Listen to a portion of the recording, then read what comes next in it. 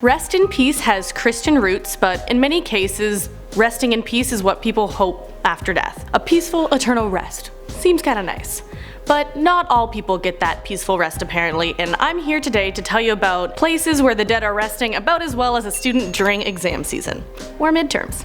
All that fun. What I can rest well in though is this sweater. Check out the link in the description below to check out this and other merch and use code MA10 for $5 off. Anyways, back to it. Hello there, I'm Abby, and today I have top 10 cursed cemeteries where the dead can't rest. Stick around to the end to hear which one of these is where Nicolas Cage has bought a plot to rest in, you could say. Stick around. At number 10, Troy's Forest Park Cemetery, aka Pinewood Cemetery. This cemetery is now closed off to public due to neglect on the caretaking of the grounds, but that's probably for the best. In Troy, New York, the Troy Forest Park Cemetery is home to quite a few scary stories. An eerie feeling washes over people who walk around the cemetery. There's a statue of an angel missing its head, and people who have seen it have said it looks as if it's bleeding from the neck. And people have been chased out of the cemetery by dark figures or entities, or been scared away by laughing voices of small children. In the mausoleum in the cemetery, visitors have said they have experienced the feeling of something or someone holding them back from leaving, and one group saw a floating green light with no apparent light source. That's enough right there to keep me out of cemeteries, but we are just getting started with our list here.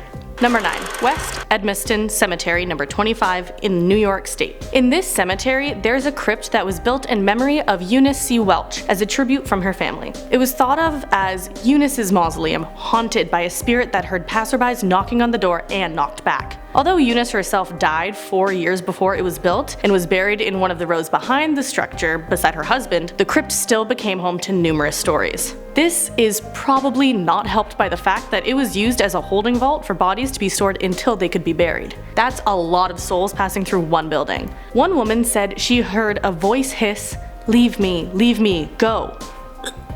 That's a lot. And it's now used as a maintenance shed, but let's be honest, I wouldn't be going in there or knocking to hear the knocks back, but you can try if you like, see what you hear. I won't. On to number 8, Howard Street Cemetery in Salem, Massachusetts. This cemetery is one of 3 that are significant to the 1692 witch trials, so there are understandably some dead in these gravesites that weren't too happy with how their life ended. This graveyard in particular is haunted by the ghost of Giles Corey, the man who was crushed to death in his execution during the persecution of witches in Salem. He was buried in what is now known as Howard Street Cemetery, but the location of his burial was left unmarked originally. He is not known as a friendly ghost either. This ghostly figure of an old man was spotted hovering in the cemetery grounds before the Great Salem Fire of 1914, and it could have been Giles Corey. So give him respect if you go for a visit to Salem, please. Number 7, the Vanderbilt Tomb on Staten Island.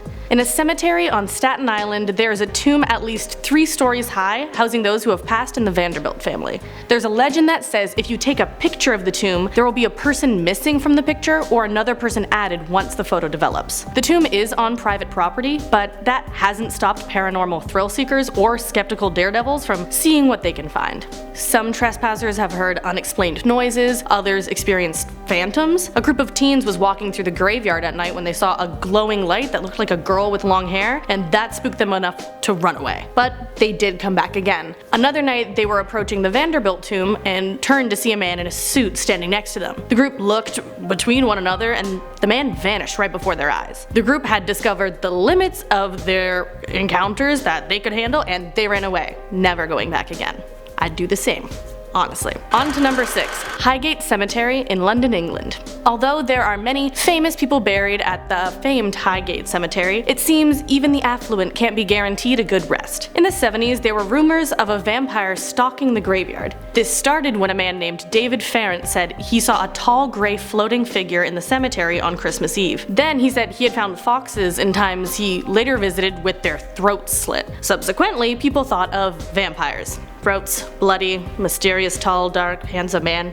not handsome, you get the point. Farrant said that after that it was obvious it was just your average garden ghost, and everyone knows one of those, but a man named Sean Manchester argued otherwise, claiming it was a king vampire. Before all of this vampire talk, ghostly appearances had happened in Highgate before. Similar to Farrant, a couple saw a tall, dark, ghoulish figure by the railings of the cemetery in 1963. Let's hope that scary experience bonded them instead of scaring them as a couple. Yeah.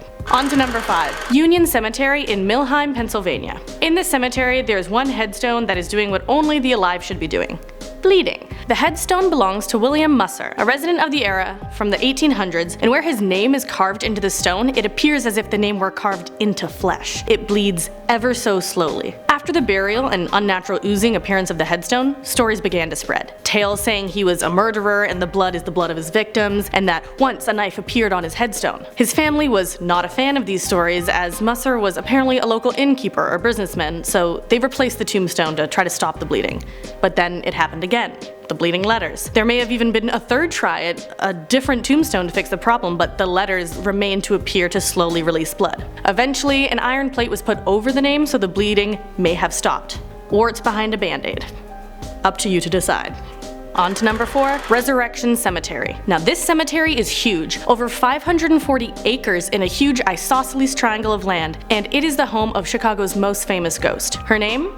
Resurrection Mary. The legend states she was killed in a hit and run after getting into an argument with her boyfriend and then hitchhiking home from a dance. A specter with blue eyes, blonde hair, and a long white dress was seen thumbing for rides within a few years after the event. Her dancing, just like the night of her passing, or alleged passing, continues past her death, as those who have talked about encounters with her will say they have also seen her dancing, or that they've even danced with her. Also, she has been reported as dancing at the foot of a monument called Resurrection of Christ. Resurrection just like her name. So while encounters with Resurrection Mary leave people with chills, they aren't the worst ghost encounter you can have. If I was a ghost, I'd love to be known for my dancing. It's not likely, but I'd like it to be. Number 3. ADELAIDA Cemetery in Paso Robles, California.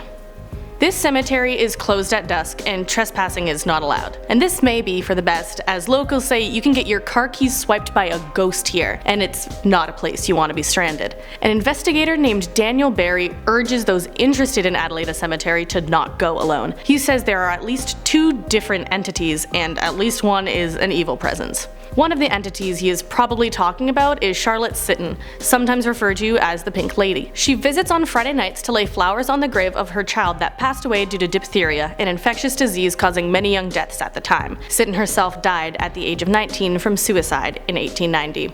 So, that cemetery is quite a spooky one. At number 2, St. Louis Cemetery number 1. Now, this cemetery isn't only well known, being well known enough that you have to pay at least $15 to go in, it's also very unique in its structure. New Orleans has a high water table, making burying in the ground a fool's errands because coffins buried underground just float right back up. The gravesite looks like a little concrete city with its many burial structures hosing over 100,000 of the dead. With that many lying at rest, it's no surprise that for over 200 years there have been reports of people having run-ins with some spirits. The most famous of the spirits rumored to haunt the cemetery is Marie Laveau, aka the Voodoo Queen. What a name. People have seen Marie Laveau walking through the tombs, and when they follow her, she disappears right in front of their eyes. Others have experiences of pinching, scratching, being shoved to the ground, or unexplained illness when interacting with the ghost or the grave of Voodoo Queen. Might be worth the money to go check it out, I don't know. But moving on to finally number 1, Oakland Cemetery, Iowa City. An 8-foot tall angel statue that watches over a family plot is said to bear a curse that those who touch it die. The Black Angel statue was originally installed as a gold statue, commissioned by Teresa Feldevert as a symbol of sadness to the loss she had in her lifetime. She had lost her young son as well as her husband. So the statue was added to the family plot in 1912. The supposed catalyst of strange events was when Teresa died in 1924 and her ashes were added to the plot. The statue slowly turned black, starting from the eyes, and the death curse became known. The alleged backstory was that Teresa said she had promised to remain faithful to her husband even after death, and when she didn't, the curse took hold on the angel. Those who touch the angel die. Apparently, virgins are spared from this curse. This led to many people challenging the curse by touching or even kissing the angel. A famous story is that one woman kissed the feet of the angel on a full moon and died within 6 months. Another is that a skeptic touched the statue during a dare and died on the spot from a heart attack. People who go to the site also say they've seen strange lights floating around the cemetery or have captured audio recordings of ghostly voices. Test your luck if you'd like, but I'm staying away from all these sites altogether. And okay, that's top 10 cursed cemeteries where the dead can't rest, and what do you think? Which ones would you try to venture to go to? For me, it's none, but that's besides the point. Comment your thoughts, and while you're down there, give a like, subscribe, and hit the bell for notifications when we post. And okay, so I know why you stayed to the end. You want to know where Nicolas Cage is going to be buried, and Nicolas Cage bought a plot at the St. Louis Cemetery, number 1, the same place where the Voodoo Queen resides, and if you want a plot there for yourself, just know that they aren't cheap. The price for a plot is about $40,000. So, Nick Cage can afford it. You can save up if you'd like. And okay, that's all I have for you. Have a good one. Goodbye.